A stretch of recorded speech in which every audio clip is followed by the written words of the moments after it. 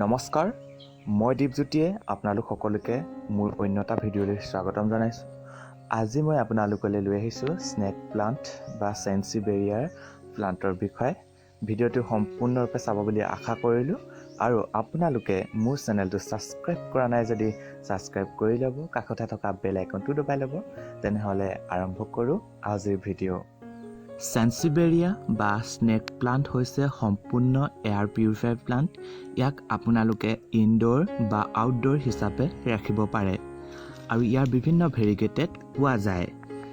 যেনেদৰে এয়া আপোনালোকে দেখিছে য়েল্লো আৰু গ্ৰীণ, কিনাৰত য়েল্লো, মাজত গ্ৰীণ। এয়া দেখিবলৈ খুবেই ধুনীয়া লাগে আৰু ইয়াৰ কেয়াৰ কৰাটো অতি সহজ। আপোনালোকে পানী খুব কম দিব আৰু যেতিয়া ওপৰৰ ছইলটো ড্ৰাই যেন লাগে তেতিয়াহে পানী দিব, অন্যথা পানী নিদিব, নহ'লে মৰি যোৱাৰ চান্স থাকিব।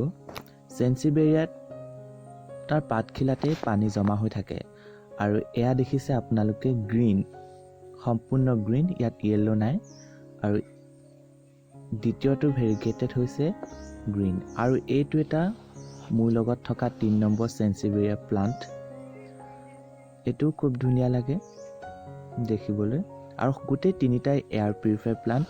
চেনচিবেৰিয়াৰ যিমান প্লাণ্ট আছে চবেই এয়াৰ পিউৰিফায়াৰ প্লাণ্ট আৰু নাছাই ৰেকমেণ্ডেড কৰা প্লাণ্ট। আপোনালোকে ঘৰত ৰাখিব পাৰে ইনডোৰ বা আউটডোৰ হিচাপে। আৰু এতিয়া আহোঁ ইয়াৰ প্ৰপগেশ্যনৰ বিষয়ে।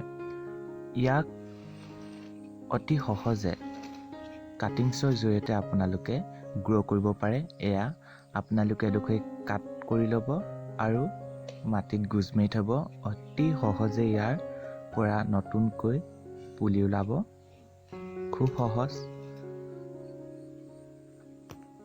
যিকোনো চেনচিবেৰিয়াই আপোনালোকে কাটিংছৰ জৰিয়তে গ্ৰ' কৰিব পাৰিব খুব সহজতে।